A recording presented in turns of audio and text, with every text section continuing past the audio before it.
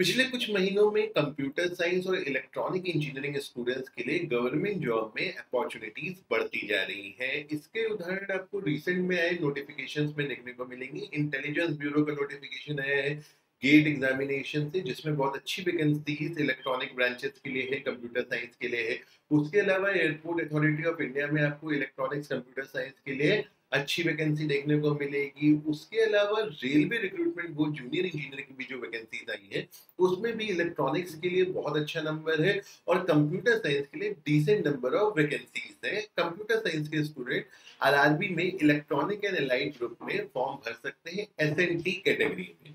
आज का ये वीडियो बीएसएनएल के नोटिफिकेशन के बारे में है, जिसमें कंप्यूटर साइंस इलेक्ट्रॉनिक्स स्टूडेंट्स के लिए अच्छी नंबर ऑफ वैकेंसी का डायरेक्ट रिक्रूटमेंट का नोटिफिकेशन आया है। बीएसएनएल कुछ समय पहले, अगर मैं 5-7 साल पहले की बात करूं, तो जूनियर टेक्निकल ऑफिसर का बल्क रिक्रूटमेंट लेकर के आया करता था, जिसमें इलेक्ट्रॉनिक्स के बहुत सारे स्टूडेंट एडमिशन लिया करते थे, रिक्रूट हुआ करते थे। आज की इस डेट में पिछले साल 2023 में कुछ समय पहले जेटीओ का नोटिफिकेशन बीएसएनएल का आया था, लेकिन ये नोटिफिकेशन जेटीओ का नहीं है, सीबीटी कंप्यूटर बेस्ड टेस्ट से यहाँ पे डायरेक्ट रिक्रूटमेंट निकल करके आया है। आज के इस वीडियो में हम इसकी चर्चा करने वाले हैं। So guys, welcome to Acumen. मेरा नाम है डॉक्टर उमाशंकर त्रिपाठी। जल्दी से नोटिफिकेशन को देख लेते हैं कि नोटिफिकेशन में क्या बताया गया है। तो बीएसएनएल का नोटिफिकेशन है, यहाँ पे आप देख रहे हैं senior executive trainee DR telecom stream में लगभग 95 वैकेंसीज यहाँ पे टेंटेटिवली बताई गई है। 27/10/2025 का ये नोटिफिकेशन है। पे स्केल 24,900 से 50,500 है। अब कई बार स्टूडेंट को ये थोड़ी कंफ्यूजन होती है कि सर 24,900 पे स्केल तो बहुत कम लग रहा है। तो ये बेसिक पे होती है, इसके ऊपर आपका एचआरए डीए ये सब जुड़ करके ये एक अच्छी सैलरी 80,000 85,000 के करीब बन करके आती है। 21 से 30 साल की यहाँ पे एज लिमिट है और यहाँ पे अगर आप एलिजिबिलिटी देखें तो मिनिमम 60% मार्क आपको चाहिए। Electronic telecommunication, computer science, IT, electrical instrumentation, मतलब आप समझिए कि जितनी भी इलेक्ट्रिकल इलेक्ट्रॉनिक कंप्यूटर साइंस की तरफ की वैकेंसीज है वो यहाँ पे एलिजिबल है। और combination of these discipline as core with associated emerging branches. इसका मतलब क्या है कि अगर जैसे मान लीजिए किसी ने किसी एलाइड ब्रांच में किया, जैसे साइबर सिक्योरिटी है, तो साइबर सिक्योरिटी को सीएस का मानते हुए यहाँ पे वो भी इमर्जिंग टेक्नोलॉजी में भी उसको भी शामिल किया गया है। तो कोई इसमें भी दिक्कत नहीं है अगर आपने बीटेक उससे किया हुआ है तो।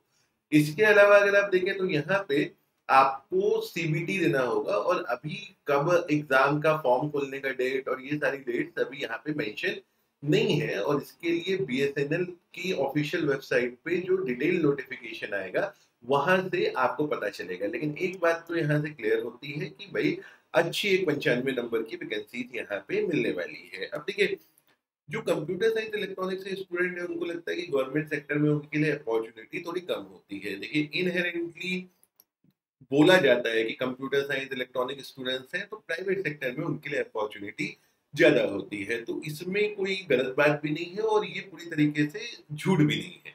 लेकिन गवर्नमेंट वैकेंसीज अगर आप देखें इस साल खासकर और पिछले 2 महीने में लगभग लगभग जो भी रिक्रूटमेंट आए हैं उसमें कंप्यूटर साइंस और इलेक्ट्रॉनिक्स के स्टूडेंट्स के वैकेंसीज आए हुए हैं।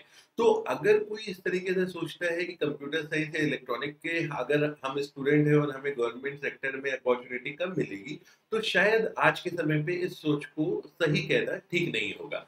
आपको पता है कि सेमीकंडक्टर्स में काफी अच्छा काम हो रहा है हमारे देश में, और सेमीकंडक्टर्स के एरिया में गवर्नमेंट जॉब की तो वैकेंसी है ही, इसके साथ साथ रिसर्च में भी काफी अच्छे ऑप्शंस इलेक्ट्रॉनिक कंप्यूटर साइंस इस तरीके की ब्रांचेस को मिल रहे हैं। तो मेरा आपसे यही सजेशन है कि थोड़ा सा सतर्क रहिए। गवर्नमेंट जॉब एक अच्छी अपॉर्चुनिटी होती है, ग्रोथ थोड़ी सी हालांकि भले ही कम हो लेकिन एक आपको स्टेबिलिटी मिलती है और एक अच्छी डिसेंट सैलरी से आप अपने कैरियर को स्टार्ट कर सकते हैं। तो आज की वीडियो में इतना ही। बीएसएनएल का डिटेल नोटिफिकेशन जब आएगा तो डेफिनेटली चैनल पे आपको इसके बारे में पूरी डिटेल में इंफॉर्मेशन दी जाएगी। अगर ठीक लगे तो चैनल को सब्सक्राइब भी कर लीजिए।